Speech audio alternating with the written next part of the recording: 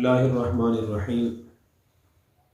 بیوی کے حقوق میں سے ایک بڑا حق یہ بھی ہے کہ ایک شوہر روزانہ اپنی بیوی کو وقت دے اور اس کے پاس بیٹھے اور گھر کے امور کے بارے میں، بچوں کے بارے میں مشاورت کی جائے، خیریت دریافت کی جائے، گھر میں جو بیماری پریشانی ہو اس کا حل تلاش کیا جائے۔ یہ نبی کریم صلی اللہ علیہ وسلم کی سنت بھی ہے اور یہ بیوی کا حق بھی ہے۔ آپ صلی اللہ علیہ وسلم کے بارے میں حدیث میں آتا ہے کہ جب آپ مدینہ میں ہوتے تھے، سفر میں نہیں ہوتے تھے، تو آپ کا عصر سے مغرب تک کا معمول یہ تھا کہ آپ روزانہ عصر سے مغرب تک اپنی تمام ازواج مطہرات کے پاس تشریف لے جاتے تھے، ہر ایک کے پاس بیٹھتے تھے، ان سے خیریت دریافت کرتے تھے۔ حدیث میں تفصیلی واقعات ہیں کہ جب فلاں زوجہ کے پاس جاتے وہ آپ کو پانی میں شہد ملا کر پلاتی تھی، فلاں زوجہ کا یہ معمول تھا۔ تو یہ آپ کا روزانہ کا معمول تھا جب مدینہ میں ہوتے تھے۔ کسی کی پریشانی وغیرہ ہوتی اس کو دور کرنے کی آپ کوشش فرماتے تھے۔ آج بہت سی بیویوں کو یہ شکوہ ہوتا ہے اور بجا ہوتا ہے کہ شوہر وقت نہیں دیتے۔ ایک شوہر گھر سے نکلتا ہے صبح، اس وقت بچے سوئے ہوئے ہوتے ہیں، اور وہ رات کو آتا ہے، اس وقت بھی بچے آرام کر رہے ہوتے ہیں۔ اس کا ایک تو نقصان یہ کہ حق تلفی ہوتی ہے وقت نہ دینے کی، دوسرا نقصان یہ ہوتا ہے کہ بیوی اور بچوں اور شوہر کے درمیان، ان کے والد کے درمیان ذہنی ہم آہنگی نہیں ہوتی۔ بچوں کے خیالات کچھ اور بنتے رہتے ہیں، بیوی کے خیالات اور ہوتے ہیں، اور شوہر اور والد کے خیالات کچھ اور ہوتے ہیں۔ اس لیے وقت دینا ضروری ہے۔ اس بارے میں صحیح بخاری میں ایک بڑا عجیب واقعہ ہے۔ حضرت عبداللہ بن عمر رضی اللہ عنہ صحابی تھے اور بہت زیادہ عبادت گزار تھے۔ ایک مرتبہ ان کے والد نے نبی کریم صلی اللہ علیہ وسلم کے پاس آ کر شکایت کی کہ یا رسول اللہ، میں نے عبداللہ کی شادی کی ہے اور میں نے ان کی بیوی سے پوچھا کہ بتاؤ آپ نے ہمارے بیٹے کو کیسا پایا؟ تو بیوی نے جواب دیا کہ آپ کے بیٹے تو بہت نیک آدمی ہیں، انہیں دنیا سے کوئی دلچسپی نہیں ہے، ہماری طرف کوئی توجہ نہیں ہے اور ہم سے کوئی دلچسپی نہیں، وہ ساری رات نوافل پڑھتے ہیں، تلاوت کرتے ہیں، عبادت کرتے ہیں اور دن کو روزانہ روزہ رکھتے ہیں۔ بظاہر تو بیوی نے تعریف کی، لیکن در پردہ اور فی الحقیقت میں اس نے شکایت کی کہ وقت نہیں دیتے، حقوق ادا نہیں کرتے۔ ان کے والد سمجھدار تھے، بیوی کی گفتگو سے یہ بات سمجھ گئے اور جا کر انہوں نے خود تو بیٹے کو یہ بات کہنا مناسب نہ سمجھی، بلکہ نبی کریم صلی اللہ علیہ وسلم سے شکایت کی۔ اللہ تعالیٰ ہر عورت کو ایسا عطا فرمائے کہ بہو کی خیریت دریافت کرے، اور جہاں بیٹے کمی کوتاہی نظر آئے تو اس کو سمجھانے کی کوشش کرے اور اس کی اصلاح کی کوشش کرے۔ تو یہ حضور کے پاس گئے اور جا کر عرض کیا کہ یا رسول اللہ، میں نے عبداللہ کی شادی کی تھی اور اس کے بعد میں ان کی بیوی سے پوچھا کہ بتاؤ ہمارے بیٹے کو آپ نے کیسا پایا؟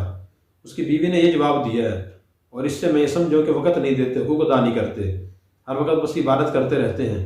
تو آپ صلی اللہ علیہ وسلم نے ان صحابی کو بلایا، حضرت عبداللہ کو بلایا اور بلا کر آپ نے پوچھا کہ عبداللہ آپ کے معمولات کیا ہیں؟ انہوں نے بہت خوشی سے بتایا کہ یا رسول اللہ، میں ساری رات عبادت کرتا ہوں اور دن کو روزہ رکھتا ہوں۔ تو آپ صلی اللہ علیہ وسلم یہ سن کر خوش نہیں ہوئے، بلکہ آپ ناراض ہوئے اور آپ نے ارشاد فرمایا کہ بھائی یہ کون سا طریقہ آپ نے اختیار کیے ہوئے؟ روزانہ روزہ رکھتے ہیں عام دنوں میں، ساری رات عبادت کرتے ہیں۔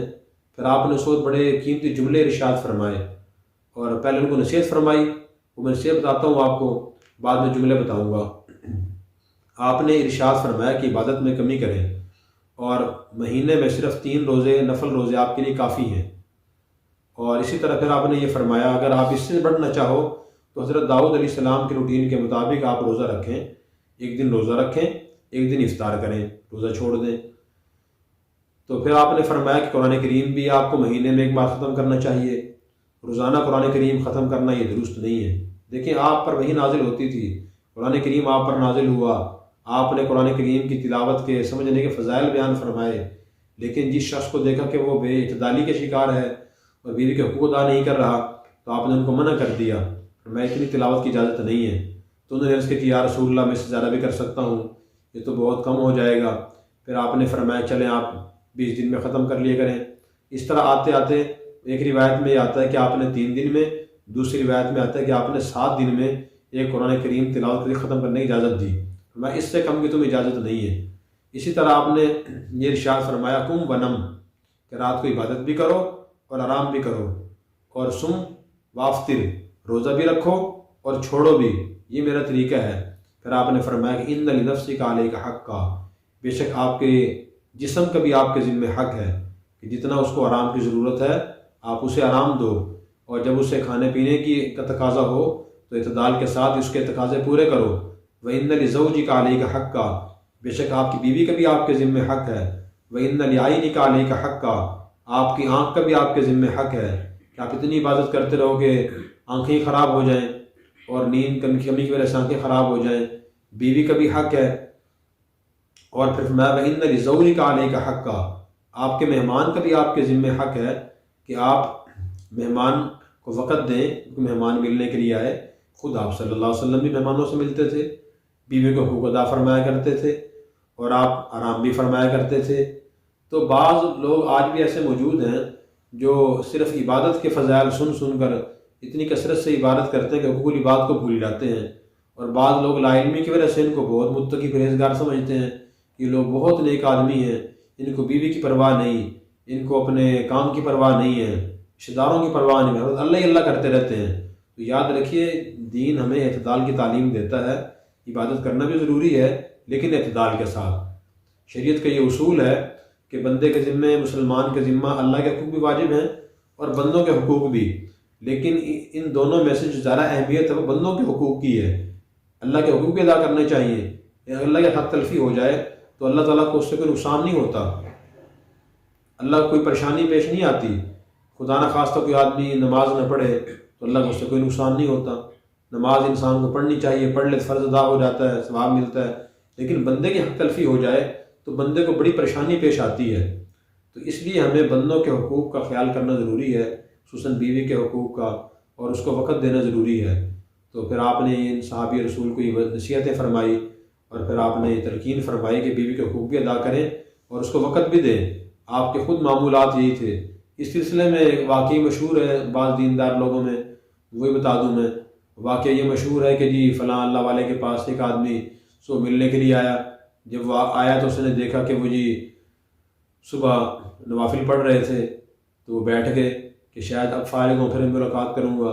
اشراق کا وقت ہو گیا تو اشراق انہوں نے پڑھنا شروع کر دی، اشراق سے فارغ ہوئے تو پھر انہوں نے تلاوت شروع کر دی، وہ تلاوت سے فارغ ہوئے انہوں نے چاشت کی نماز پڑھنا شروع کر دی، اور چاشتی پڑھتے رہے۔ زوال کا وقت ہوا انہوں نے مراقبہ شروع کر دیا، مراقبے سے فارغ ہوئے پھر نوافل شروع کر دیے، ظہر کی سنتیں ادا کی، ظہر کی فرض نماز پڑھی، ظہر کے بعد پھر تلاوت شروع کر دی، تسبیحات شروع کر دی۔ تو وہ آدمی سارا دن بیٹھا رہا، اور اس نے کہا کہ جن کے پاس تو اللہ ہی کے لیے وقت ہے، بندوں کے لیے وقت نہیں ہے، اور اٹھ کر چلے گئے۔ تو یہ بعض لوگ واقعہ بیان کرتے ہیں کہ دیکھیں کتنا پیارا واقعہ ہے، کتنے اللہ والے لوگ تھے، ہر وقت اللہ کی عبادت ہی کرتے رہتے تھے۔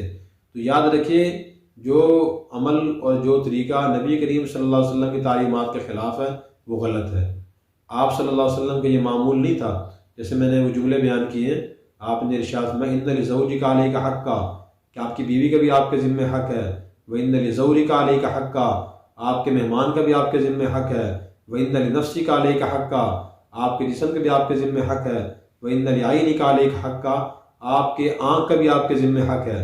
ان تمام حقوق کو ادا کرنا ایک مسلمان کے ذمہ ہے، اور اس کے ذمہ فرض واجب ہے۔ اگر وہ ادا نہیں کرتا وہ اللہ کے گنہگار ہوتا ہے۔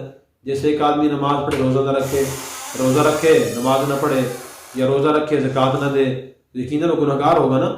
تو اسی طرح یہ جو حقوق ہیں ان حقوق کو بھی ادا کرنا ضروری ہے، اور ان کو ادا کرنے کے بعد ہی ایک آدمی صحیح معنی مسلمان ہوتا ہے۔ جو کچھ فرائض والی بات کو چھوڑ دے اور نوافل ادا کرتا رہے تو وہ اللہ کے ہاں نیک نہیں ہوتا، وہ گنہگار ہی ہوتا ہے۔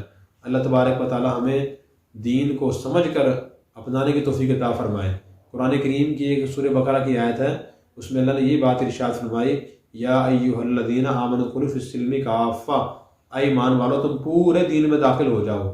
مفسرین نے فرمایا پورے دین میں داخل ہونے کا مطلب یہ ہے کہ دین اسلام جتنے فرائض واجبات ہیں ایک مسلمان سب کو ادا کرے۔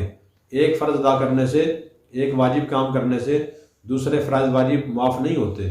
اللہ تعالی ہمیں دین سمجھ کر عمل کرنے کی توفیق عطا فرمائے۔ Subscribe now and press the bell icon.